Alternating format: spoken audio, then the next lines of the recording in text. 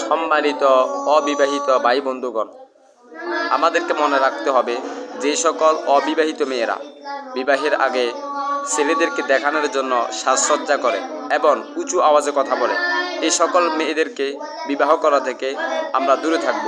কেননা যে মেয়ে বিবাহের পূর্বে ছেলেদেরকে দেখানোর জন্য সাজসজ্জা করে, এই মেয়ে বিবাহের পরে অবশ্যই নিজের স্বামী ছাড়া অসংখ্য অন্যান্য পুরুষদের সামনে সাজসজ্জা করবে, রূপ লালসা দেখাবে এবং উঁচু আওয়াজে কথা বলবে অন্য ছেলেদের সাথে, পুরুষের সাথে। এটা অবশ্যই হবে।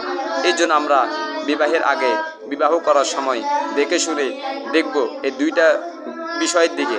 একটা হলো উঁচু আওয়াজে কথা বলে কিনা, 2 নম্বর হলো ছেলেদেরকে দেখানোর জন্য সাজসজ্জা করে কিনা। এখন কথা হলো বিবাহের সময় আমরা এই দুইটা কেমনে দেখব, কিভাবে দেখব? দেখার পদ্ধতি হলো